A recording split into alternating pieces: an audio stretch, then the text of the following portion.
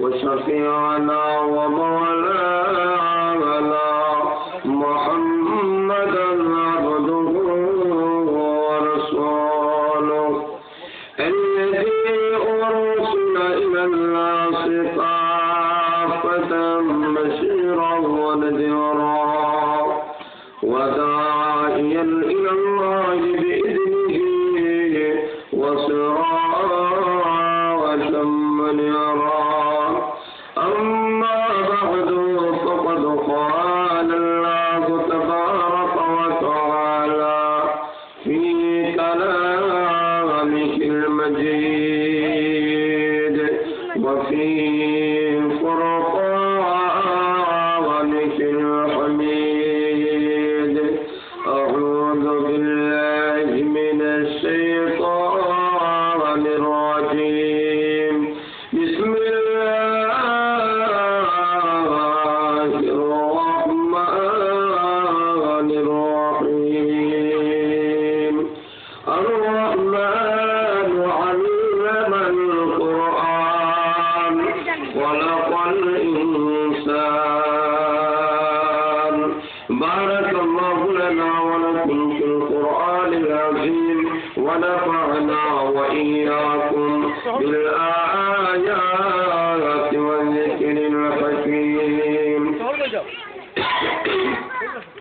صلى الله على سيدنا ومولانا محمد وعلى آله وأصحابه وسلم بلغ العلا بكماله كشف الدجى بجماله حسنت جميع خصاله صلوا عليه وآله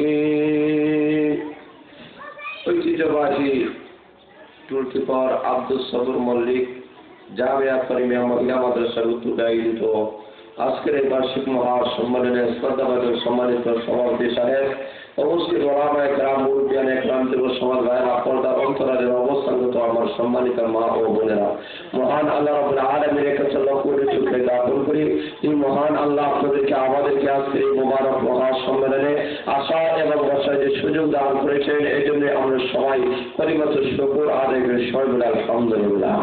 ভাইয়েরা শুরুতে আমি আপনাদের কাছে বলতে চাই সময় অত্যন্ত স্বল্প, বিস্তারিত আলোচনা করার অবকাশ নাই, কারণ আমার আরো 60টা মাহফিল আছে। সম্মানিত অত্র মাদ্রাসার সম্মানিত মুস্তামিম সাহেব, আমার সমস্ত ওলামা কেরামের শ্রদ্ধাভাজন ব্যক্তিত্ব, আমার উস্তাদ সমতুল্য হযরত আল্লাহ হযরত মাওলানা হাফিজ মাওলানা আব্দুল কুদ্দুস সাহেব দাওয়াত বরকাতুল্লাহ আলিয়ার সুবাদে আর অত্র মাদ্রাসার সমস্ত আফসারদের কাছ থেকে দোয়া নেওয়ার জন্য উপস্থিত হয়েছে। ভাইয়েরা শুন, যে আয়াতে কারিমা আপনাদের সামনে তেলাওয়াত করেছি, এই আয়াতে আল্লাহ রাব্বুল আলামিন বলেন আর রহমান আল্লামাল কোরআন।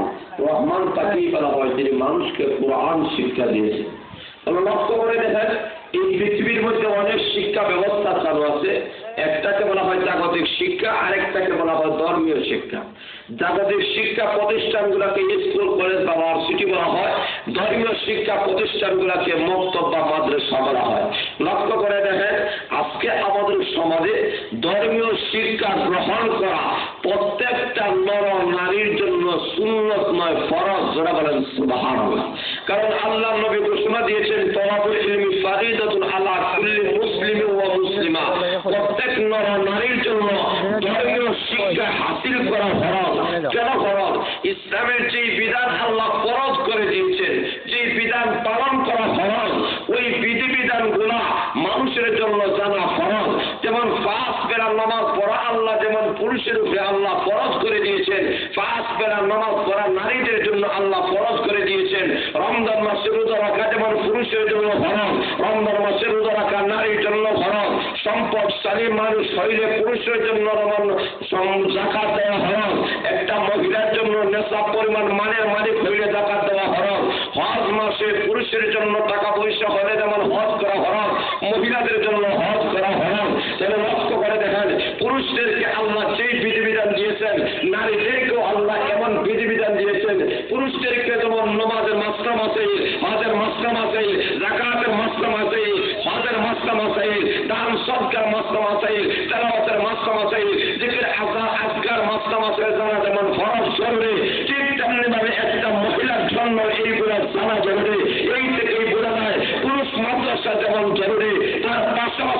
মহিলাদের মাত্র সহজরে আজকে আমাদের মহিলারা যদি নামাজ পড়তে হয়, রোজা রাখতে হয়, হজ করতে হয়, যাকাত দিতে হয়, তো এইগুলা মাসে জানতে হবে। জনগণ ঠিক না বেশি? তো এই থেকেই বোঝা যায় পুরুষ মাদ্রাসা যেমন দরকার, মহিলাদের মাদ্রাসাও দরকার। আজকে আমাদের সমাজে মহিলা মাদ্রাসা হয়, তো এই মহিলা যদি দিনদার হয়ে যায়, তো এই মহিলা যখন মেয়ে হবে, তখন মেয়ে থাকা সত্ত্বেও তার বাবার সকল পাওনা আদায় করবে। এই মেয়েটা যখন স্ত্রী হইয়া স্বামীর ঘরে যাবে, তখন স্বামীর সকল হক আদায় পাওনাগুলো আদায় করবে। এই মেয়েটা যখন বধূ হইয়া স্বামীর বাড়িতে যাবে, লক্ষ্য করে দেখেন তখন এই মেয়েটা বধূদের, এবং লক্ষ্য করে দেখেন বধূ হইয়া যাওয়ার পরে শ্বশুর শাশুড়ি যে হক আছে, পাওনা আছে, এইগুলো আদায় করবে। এই মেয়েটা যখন মা হবে, তখন সন্তান হিসাবে সন্তান তাদের ঘর থেকে যখন তৈরি হবে, এই সন্তানের কি পাওনা মার কাছে, এইগুলা তারা সঠিকভাবে আদায় করবে। এই থেকেই বোঝা যায় একটা মহিলাদের দিনদার হয়, একটা মহিলাদের মহিলা মাদ্রাসায় পড়ে, তো এই মহিলার ঘর থেকে লক্ষ লক্ষ আল্লাহর ওয়ালিরা তৈরি হবে। যারা বলেন ঠিক না বেঠি? কিন্তু মহিলা যদি দিনদার হয় না, নামাজি হয় না, তখন এই মহিলার ঘর থেকে নাস্তিক তৈরি হবে, এই মহিলার ঘর থেকে মুরতাদ তৈরি হবে, এই মহিলার ঘর থেকে ঐশ্বরের মতো সন্ত্রাসী তৈরি হবে। যারা বলেন ঠিক না বেঠি? কিন্তু মহিলা যদি দিনদার হয়, আল্লাহ ওয়ালা হয়, তার ঘর থেকে শেখে কৌরিয়া তৈরি হবে। যারা বলেন সুবহানাল্লাহ। তার ঘর থেকে শেখে গাজীনগরী, শেখে বাগা, শেখে বরপুরি, এইরকম আল্লাহর ওলিরা তৈরি হবে। এই কারণে আল্লাহ রাব্বুল আলামিন বলেন যে কোরআন শিক্ষা দিয়ে আমি আল্লাহ মানুষ বানাইয়াছে। যারা বলেন সুবহানাল্লাহ। আল্লাহর নবী বিশ্বনবী রাহমাতুল আলামিন ঘোষণা দিয়েছেন, রে আমার উম্মতেরা, পুরুষের উপর যেমন ধর্মীয় শিক্ষা হাসিল করা ফরজ, নারীর জন্য আমি বিশ্ব নবী ঘোষণা দিলাম, নারীরাও ধর্মীয় শিক্ষা গ্রহণ করতে পারবে। একটা নারী যদি দিনদার হয়, আল্লাহ বলা যদি হয়, একটা নারী যদি চক্রওয়ালা হয়, একটা নারী যদি জিকিরওয়ালা হয়, আল্লাহ নবী ঘোষণা দিয়েছেন সেই ঘরের মধ্যে আল্লাহর পক্ষ থেকে রহমত বরকত নাযিল হয়। নারী যতই দিনদার হবে, যতই আল্লাহওয়ালা হবে, যতই তসবিওয়ালা হবে, সেই ঘর ভালো হয়ে যাবে, সেই সংসার শান্তির সমাজ হয়ে যাবে। এই কারণে আমাদেরকে বুঝতে হবে, আজকে আমাদের মহিলারা বুঝে না, ধর্মীয় শিক্ষা না থাকার কারণে নারীর কি দায়িত্ব ইসলাম দিয়েছে এইগুলা বুঝে না। ইসলাম নারীকে 4টা দায়িত্ব দিয়েছে। প্রথম দায়িত্ব হলো প্রতি মাসে একটা নারীদের ব্যবহার হয়, এই ব্যবহারের জামেরা আল্লাহ রাব্বুল আলামিন এককভাবে নারীকে দান করেছেন।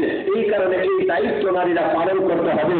2 নম্বর নারীর দায়িত্ব হলো পুরুষের সন্তানটাকে নারীর পেটের মধ্যে নিতে হবে, এটাই হলো 2 নম্বর নারীর দায়িত্ব।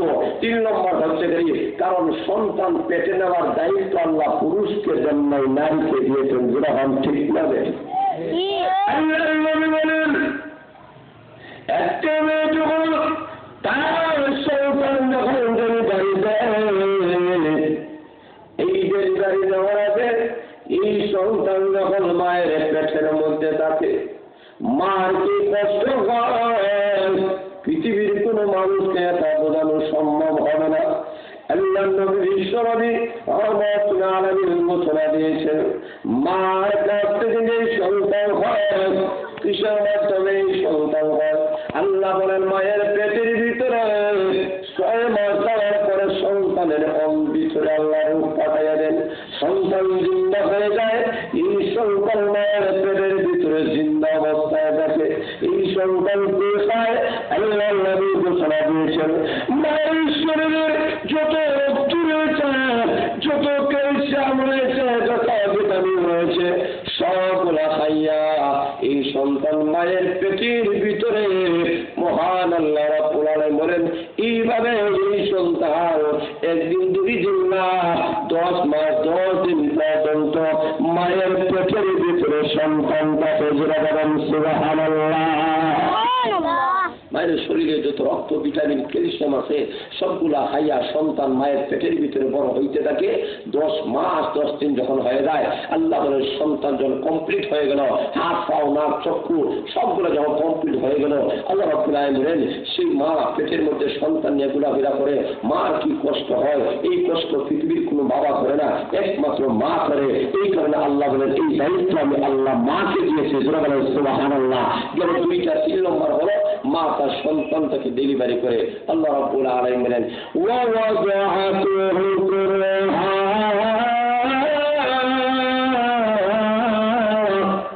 আল্লাহ বলেন মা তার সন্তানটাকে ডেলিভারি করে।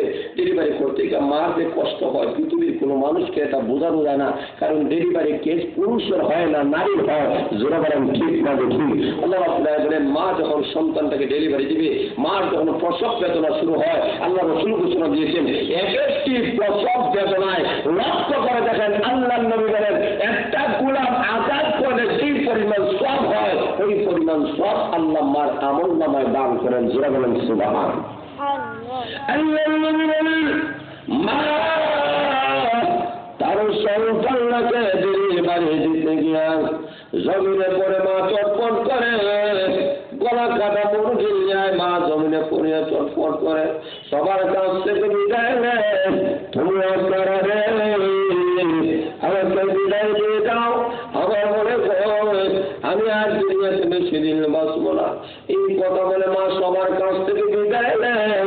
আল্লাহ নবী বিশ্বনবী রাহমাতুল্লাহ আলাইহি ঘোষণা দিয়েছে ওই মা তার সন্তানটাকে ডেলিভারি দিতে গিয়ে তার শরীর থেকে যত রক্ত ঝরেছে, একটা যুদ্ধ করেছে তার শরীর থেকে সেই পরিমাণ রক্ত ঝরে, রক্ত ঝরার কারণে তাকে যেমন মুজাহিদের সওয়াব দেওয়া হয়, মহান আল্লাহ রব্বুল আলামিন ঘোষণা দিয়েছে যে মা তার সন্তানকে ডেলিভারি দিতে গিয়া তার শরীর থেকে যত রক্ত ফোঁটা পড়েছে সমস্ত রক্তের বিনিময়ে মহান আল্লাহ মাকে মুজাহিদের সম পরিমাণ সওয়াব দান করে।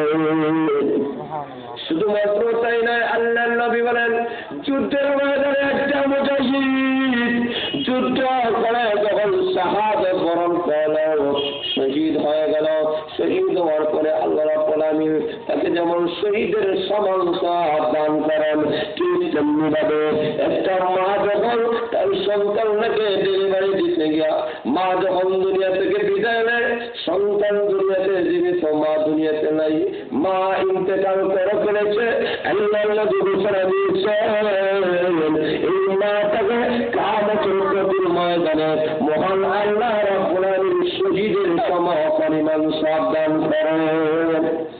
শুধুমাত্র তাই নয়, যুদ্ধের ময়দানে মুজাহিদ যুদ্ধ করে বাড়ির দিকে যদি ফিরে আল্লাহ নবী ঘোষণা দিয়েছেন ওই মুজাহিদটাকে যেমন মহান আল্লাহ গাভীর সওয়াব দান করেন, ঠিক তেমনি ভাবে একটা মা তার সন্তানকে ডেলিভারি দিতে গিয়া মা মারা যায় নাই, সন্তান জীবিত, মাও জীবিত।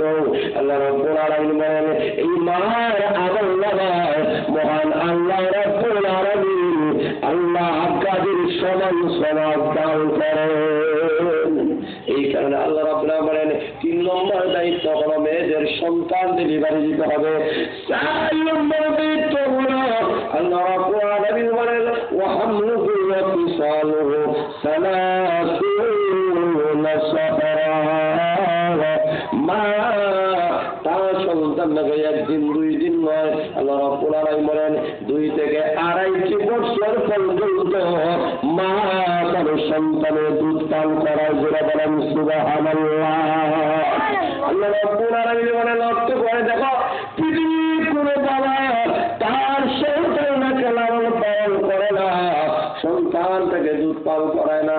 আল্লাহ রাব্বুল আলামিন বলেন মার কাছ থেকে যখন সন্তান হলো এমনি মহান আল্লাহ রাব্বুল আলামিন মার স্তনের মধ্যে আল্লাহ দুধ রেখে দিলেন, এমন দুধ আল্লাহ রেখে দিলেন বেশি ঠান্ডাও নয় আবার গরমও নয়, গরম হইলে সন্তান খাইলে জিহ্বা জ্বলিয়া যাবে, আবার বেশি ঠান্ডা নয়, ঠান্ডা হলে সন্তানের নিমুন্না হয়ে যাবে।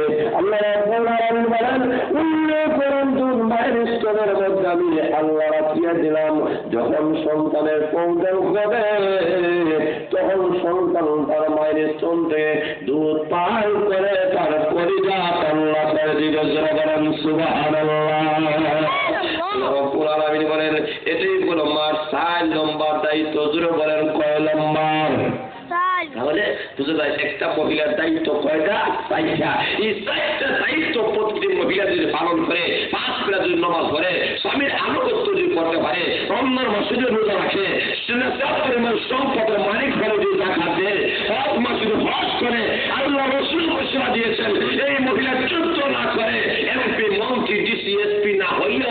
মহিলা আল্লাহ তুমি জান্নাতে চলে যাবে। যারা বলেন সুবহানাল্লাহ। তুমি একটা মহিলা এমপি হওয়ার দরকার নাই, মন্ত্রী হওয়ার দরকার নাই, চেয়ারম্যান হওয়ার দরকার নাই, মেম্বার হওয়ার দরকার নাই, পুলিশ হওয়ার দরকার নাই, আর্মি হওয়ার দরকার নাই, বিডিআর হওয়ার দরকার নাই। যারা বলেন ঠিক না ঠিক? কারণ এই দায়িত্ব আল্লাহ মহিলাদেরকে দেন নাই, পুরুষকে দিয়েছেন। কিন্তু মহিলাদের মহিলা মাদ্রাসা না করে তখন বুঝবে না, তখন বুঝবে সমান অধিকারের নামে রাস্তায় নামিয়ে দেবে, ওই পুরুষের কাজ করতে পারে, আমরা পারবো না কেন? তখন অতিরিক্ত দায়িত্ব মহিলারা গ্রহণ করবে। আল্লাহ রাব্বুল বলেন নারী তোমাদের দায়িত্ব দিলাম কম, এই কারণে মহিলা মাদ্রাসা যদি না থাকে এই দায়িত্বগুলো মহিলারা বুঝবে না। মহিলারা যদি দিনদার না হয়, আল্লাহওয়ালা না হয়, নামাজি না হয়, এই মহিলার ঘর থেকে আল্লাহওয়ালা তৈরি হবে না। আজকে আমাদের সমাজে বলা হয় হুজুর আমার ছেলেটা ভালো না, একটু দোয়া দেন না, একটা ফু দেন, আমার ছেলেটা ভালো হয়তো কথা মানে না। তাহলে বুঝতে হবে মহিলা দিনদার না। যখন ঠিক না বেঠে মা যদি দিনদার হয়, মা যদি আল্লাহওয়ালা হয়, মা যদি তাআজ্জুদওয়ালা হয়, আল্লাহর কসম করে বলতে চাই এই মায়ের গলা থেকে আল্লাহর ওয়ালি তৈরি হবে। সন্ত্রাস, জঙ্গিবাদ, বোমাবাদ এই মায়ের ঘর থেকে তৈরি হবে না। যখন ঠিক না বেঠে লক্ষ্য করে দেখেন মহিলা মাদ্রাসাগুলোর প্রয়োজন আছে।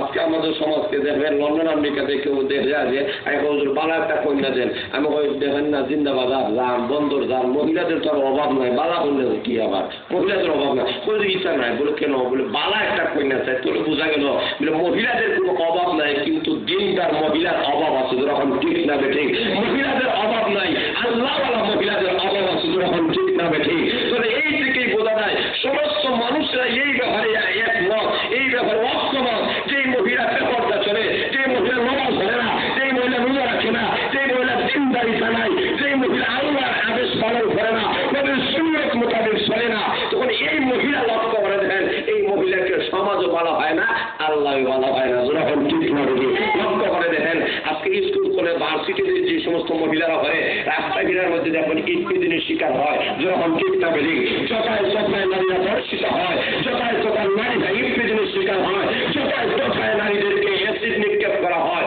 কিন্তু বাংলাদেশের যত মহিলা মাদ্রাসাতে কোন মহিলা মাদ্রাসাকে কেউ অ্যাসিড নিক্ষেপ করছে, ওটা ইটপিদিন করছে এমন কোন সংবাদ আলামত নাই। কেন নাই? তার কারণ হলো এরা পর্দা পুষি দেয়, হিজাব পরিহিত অবস্থায়, বোরকা পরিহিত অবস্থায় মাদ্রাসা থেকে বাড়িতে যায়, বাসা থেকে মাদ্রাসায় আসে, তখন এদেরকে কেউ দেখে না। না দেখলেই না প্রিজন করবে, দেখেই না, দেখার কোনো সুযোগ হয় না।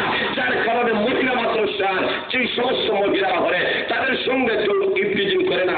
স্কুল কলেজ ভার্সিটি যারা লেখাপড়া করে এরা তো খোলা মেলা যারা কারণে ইপ্রিজনের শিকার হয়। যখন ঠিক না বেশি এই থেকে বোঝা যায় মহিলা যতই দিনদার হবে, আল্লাহওয়ালা হবে, ততই আমাদের সমাজে শান্তি হবে। বাইরে আরেকটা জায়গা থেকে ফোন আসতেছে বিয়ানীবাজার, আমার ঠিক 12টার সময়টা উপস্থিত হইতে হবে। এই কারণে সেখানে আমার মাহফিল, সেখান থেকে আসার পরে সুনামগঞ্জ আরো 3টা মাহফিল রাত্রে বেলায়। এই কারণে স্বল্প সময়ে আপনাদেরকে নিয়ে কিন্তু আলোচনা করলাম। আর যে 4টা দায়িত্ব মহিলাদের কথা বললাম, এই 4টা দায়িত্ব মহিলাদের, এইগুলা তো মহিলারা পালন করতে পারে, তা আমাদের সমাজের শান্তি হবে, পরিবারের শান্তি হবে, ব্যক্তিত্বের শান্তি হবে, রাষ্ট্রীয় জিন্দিগিতে শান্তি হবে। যারা বলেন ঠিক না বেশি তাহলে লক্ষ্য করে দেখেন আল্লাহ রাব্বুল আলামিন আমাদেরকে আপনাদেরকে এই কথাগুলোর উপরে আমল করার তৌফিক দান করেন। সবাই আমিন। আল্লাহ রাব্বুল আলামিন এই মাদ্রাসায় আল্লাহ কবুল মঞ্জুর করে। সবাই দুরূদ শরীফ পড়ে মস্ত একটা